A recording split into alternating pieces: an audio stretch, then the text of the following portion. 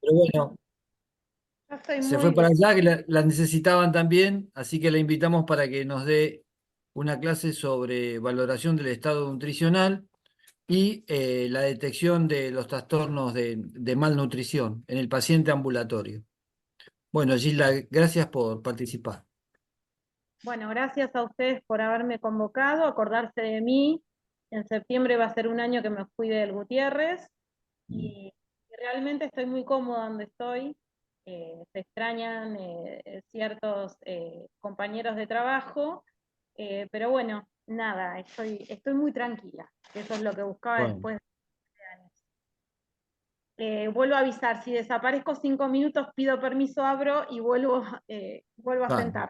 No hay problema. Eh, yo le pasé a Luis la clase. Ajá. Podés compartir si querés, Gilda, ¿eh? Acá no sé cómo compartirlo, a ver. Creo que se lo iba a dar a Carlos. Carlos, ¿es usted? Sí, sí, sí. Pero bueno, A ver, intentalo y si no, buscamos lo que ahí, mandaste. ahí apareció o no. No, aún No, no. Ahí. no.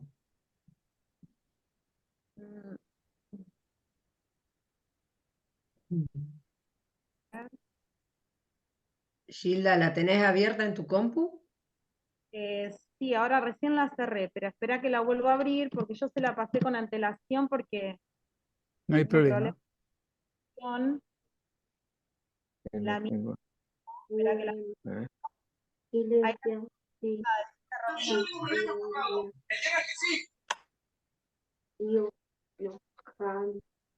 compartir pantalla tengo que poner. Sí, Claro, el verde. Share screen dice. No. Ahí Ahí está perfecto. queriendo compartir. Ahí Buenísimo, está. buenísimo. Perfecto. la pongo, la agrando. Exacto. Bueno, Bárbaro. Buenísimo. les voy a presentar un breve repaso de lo que hacemos las nutricionistas. En este caso, yo me enfoqué, como decía ahí, el tema de la desnutrición. Y bueno, vamos a entrar más que nada, algunas cosas se van a volver a repetir porque, bueno, doy un paneo general y luego me especifico más en desnutrición, ¿sí? Bueno, según la OMS, es la interpretación, en realidad la evaluación nutricional es la interpretación de la información obtenida de estudios antropométricos, que vamos a ver más adelante, bioquímicos, dietéticos, clínicos, que se utilizan para determinar el estado nutricional de, ya sea de un individuo o de una población, en forma de encuestas, de vigilancia, de pesquisa, para luego hacer las posibles intervenciones. Bueno, acá hay un esquema de lo que sería la evaluación nutricional, ¿sí? La evaluación nutricional consta de una valoración del estado nutricional. Un segundito que vino la nena, perdón, disculpen, pero no era lo esperado.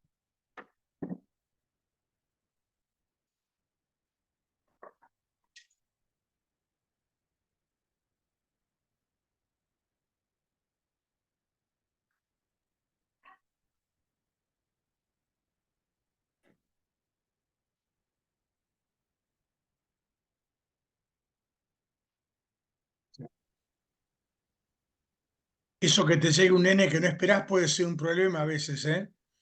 Estoy otra vez, que se había ido a la casa de una amiguita y me la traían o antes o después, no durante. Bueno, entonces estamos hablando de la valoración del estado nutricional, que consta de la valoración de la ingesta, la evaluación antropométrica, bioquímica, la evaluación física del paciente, ¿sí?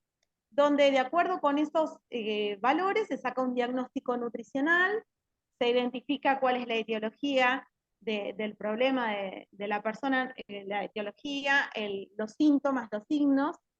Se realiza una intervención nutricional donde hay una prescripción dietética, se calcula el valor calórico total, una fórmula sintética desarrollada, la distribución de los alimentos de acuerdo a la fórmula sintética, es decir, el porcentaje de macro y micronutrientes, se realiza la intervención nutricional y se realiza consejería y educación nutricional. Y el cuarto paso sería la monitorización nutricional y el seguimiento nutricional del paciente, porque continuamente se van viendo los logros, ¿sí? Y qué manera se puede readaptar y volver a cambiar, ¿sí? Bueno, acá está justamente lo que les dije anteriormente. Dentro de la valoración nutricional, el primer paso es los datos del paciente, la valoración dietética nutricional, es decir, a través de la antropometría, la composición corporal, parámetros bioquímicos y clínicos del paciente, la historia del paciente y en realidad qué posibles intervenciones se pueden hacer, por ejemplo, un consentimiento informado en cuanto a la toma de pliegues subcutáneos, la circunferencia muscular del brazo. Se realiza un diagnóstico donde se ve el problema del paciente, se ve qué alteración nutricional tiene, cuáles son los orígenes, ¿sí? Cuáles son los signos, más que nada, que lo llevó al paciente a estar en dicho estado. Se realiza, bueno, como dijimos, la prescripción dietética, la fórmula nutricional, donde se realiza el valor calórico total, se calcula, los objetivos que se pueden proponer en la intervención, que sean a corto, mediano y largo plazo, el plan específico, si el paciente tiene alguna complicación, alguna enfermedad de base o patología de base, qué es lo que se puede adecuar. Bueno, la educación y la consejería, la ejecución, y sobre todo es importante el control y el monitoreo del paciente, ¿sí? Entonces, dentro de la evaluación nutricional tenemos el examen clínico o físico, tenemos la evaluación de la ingesta, que entra dentro de la anamnesis alimentaria, la antropometría, datos bioquímicos, y también para realizar el diagnóstico nutricional. Entonces, tenemos la historia clínica del paciente, clínica y dietética. Vamos a ver el sexo del paciente, la edad, la estatura, el peso actual, nos manejamos mucho con el peso actual o el peso habitual del paciente, más que nada, tenemos ese referente. Los cambios de peso que ha tenido últimamente, cuál es su ingesta diaria, si ha tenido cambios de apetito, si tiene alguna disfunción gastrointestinal. Y dentro de la anamnesis alimentaria, vemos los hábitos alimentarios del paciente. ¿Con qué frecuencia de consumo? Por ejemplo, consume leche, consume lácteos descremados, si consume carnes todas las semanas, cada cuánto consume pescado, si cumple las 4 comidas, quién realiza esas comidas, si se realizan a horarios, si hace una sola comida al día, por una cuestión de trabajo, por una cuestión de que no tienen medios, por ejemplo. La carga afectiva, ¿sí? Porque hay gente, por ejemplo, que la milanesa no la come si no es frita, si no se la hace la madre, como se la hacía la madre. Entonces, la disponibilidad de alimentos, las creencias también, la cultura del paciente, según qué cultura, hay pacientes que, por ejemplo, desayunan con jamón, con huevo, nosotros tenemos otra cultura, por ejemplo. Y hay que tener mucho en cuenta, que lo vamos a ver en las leyes de la alimentación, la fisiopatología del paciente, ¿sí? Cuando hablamos de la evaluación de ingesta, tratamos de orientarnos, que entraría dentro de la evaluación global quizás subjetiva del paciente. Hacemos un recordatorio de 24 horas, podemos pedirlo, es decir, un estudio prospectivo, retrospectivo, frecuencia de consumo, registro de alimentos, para conocer cómo es la historia de la ingesta de ese paciente. Con esta historia o con esta evaluación de la ingesta, calculamos más o menos, que lo vamos a ver más adelante, cuántas kilocalorías y cuál es la frecuencia de consumo de alimentos de ese paciente. Vamos a ver dentro de lo que es antropometría, parámetros como la talla, el peso habitual, el peso usual, el peso actual del paciente, pliegues cutáneos y la circunferencia muscular del brazo. Hay un peso ideal que se marca siempre, que lo vemos siempre, que se realiza a través de la ecuación de Hanwe, donde se tiene en cuenta la altura y el sexo del paciente, si es hombre, si es mujer. Y están las tablas de la Metropolitan Life que tienen en cuenta la contextura del paciente, la edad y el sexo. Esto sería el peso ideal, el ideal y que está estandarizado. En realidad, muchas veces el peso ideal difiere del peso habitual o del peso usual del paciente. Por eso es importante siempre al paciente, cuando construyamos indicadores, relacionarlos con consigo mismo, ¿no? Para acercarnos más a la historia del paciente. Entonces, tenemos el peso ideal, sí, que se pueden calcular por la ecuación de Handwig o por tablas de la Metropolitan Life, y con el peso, la talla, y con el peso ideal, peso usual o peso habitual, construimos indicadores para ver o clasificar el estado de ese paciente, ¿sí?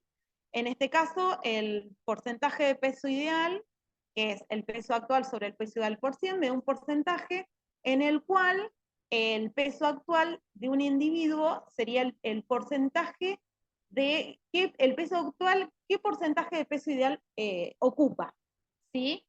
En realidad el peso ideal está dado por estándares, ¿sí? Entonces, de acuerdo con esa clasificación, tengo un porcentaje mayor a 180, obesidad mórbida, entre 140 a 179, obesidad grado 2, bueno, y así hasta un porcentaje menor, 74%, con una desnutrición severa. En cambio, tenemos un indicador de peso, porcentaje de peso usual, que permite comparar al paciente con su propio peso, es decir, al peso actual con el peso habitual en el cual él se sentía bien y en el cual él se identificaba sin tener enfermedad, ¿sí? Que se correlaciona con la misma clasificación del porcentaje de peso ideal. Y a tener en cuenta, para entrarnos en la parte de desnutrición, dentro de la malnutrición está la desnutrición, hablamos de porcentaje de cambio de peso. Y este porcentaje de cambio de peso sería el peso usual menos el peso actual sobre el peso usual por 100, para sacar el porcentaje, y me indica cuánto varió el peso desde el paciente, el peso actual de su peso usual, y en cuánto tiempo. ¿Qué quiere decir? Que cuanto menos tiempo tengamos de variación de peso y mayor sea el porcentaje de variación, más crítica va a ser la situación del paciente. Y la herramienta que es más utilizada, que no contempla ni sexo, ni edad, ni contextura física, que es fácil de hacer, es el índice de masa corporal, ¿no? Ahora bien, tenemos indicadores de masa grasa, que son los pliegues cutáneos, ¿sí? Que se toman los 4 pliegues: el tricipital, que sería el más indicativo, el bicipital, el subescapular y el suprailíaco.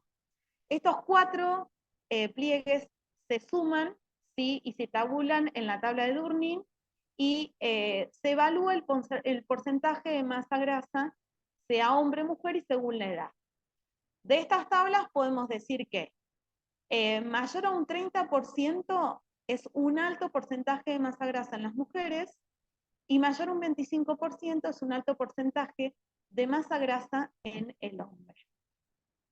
Después vemos otro pliegue, que es la circunferencia muscular del brazo, donde tenemos en cuenta el perímetro braquial y el pliegue tricipital. Y ese pi es lo que descontamos en realidad de lo que ocuparía ese hueso medido en esa zona, ¿sí? Entonces, tenemos estándares, los cuales en el hombre es 25.3 y en la mujer 23.3. ¿Y esto qué quiere decir? Cuanto menor sea el porcentaje o que se desvía del estándar, mayor será la situación crítica de ese paciente.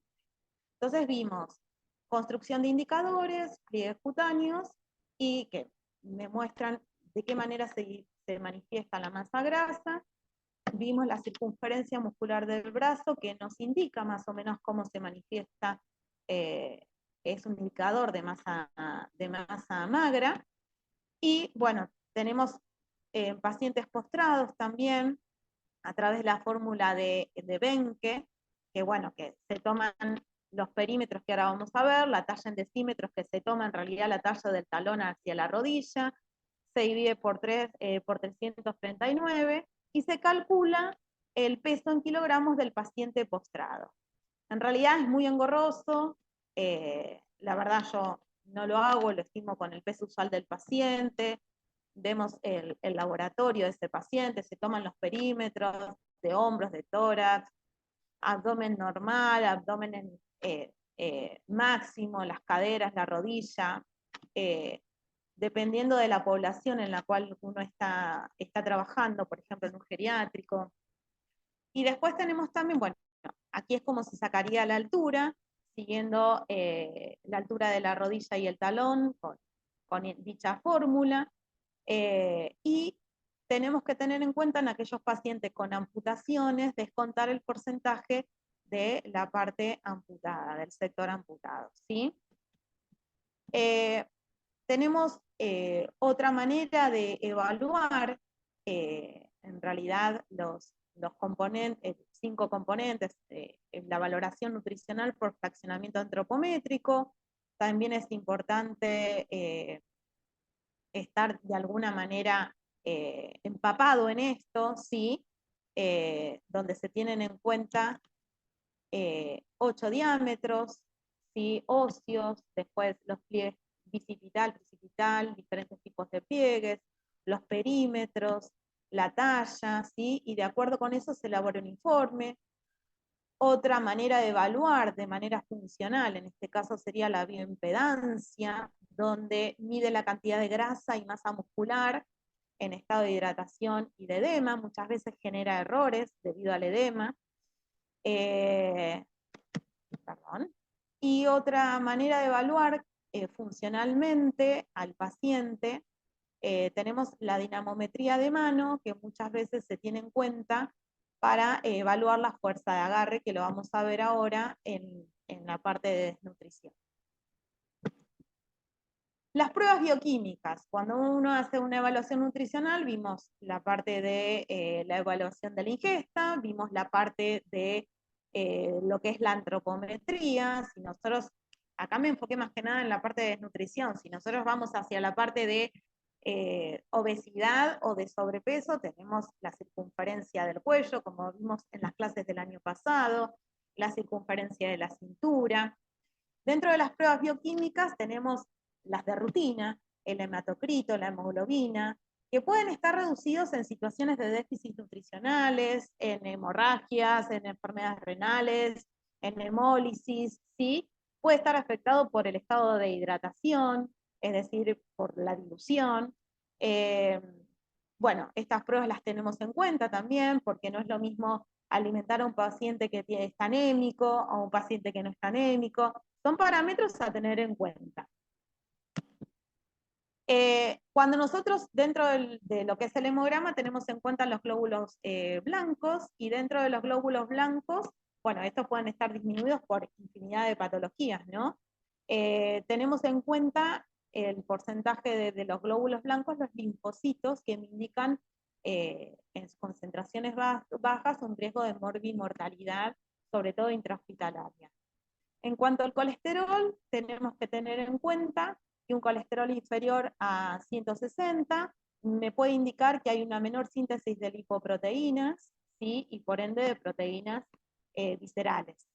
En las glucemias, por ejemplo, si tenemos a un paciente con diabetes, obviamente pueden estar alteradas o no, o puede estar alterada la glucemia ante una sepsis o un traumatismo importante. Y dentro de las proteínas totales, es un indicador de pronóstico nutricional, no de estado nutricional. Y dentro de estas podemos encontrar a la albúmina, que es la primera que se pide cuando uno ve el laboratorio, que en realidad es un indicador de pronóstico general asociado a déficit nutricional. Tiene una vía de media útil de 20 días, refleja gravedad de la enfermedad, refleja una situación de estrés inflamatorio y se correlaciona con mortalidad. Puede estar disminuida en patologías, en enfermedades hepáticas, por ejemplo, pero no necesariamente a veces en una desnutrición podemos llegar a tener a veces hipoalbuminemia. Luego tenemos otras importantes a tener en cuenta que tienen una vida útil inferior a 20 días, que es la prealbúmina, la proteína fijadora de retinol también, que son buenos indicadores de pronóstico nutricional. Y bueno, para tenerlas en cuenta. En el caso de la desnutrición también es importante, que lo vamos a ver afectado si tiene el paciente o no enfermedad, a la PCR que me indica o no inflamación, ¿sí? Bueno, un recuento de linfocitos, como dije anteriormente, inferior a 1200 a 1500 por milímetro cúbico, me indica alta morbimortalidad y es un marcador del estado nutricional del paciente. Bueno,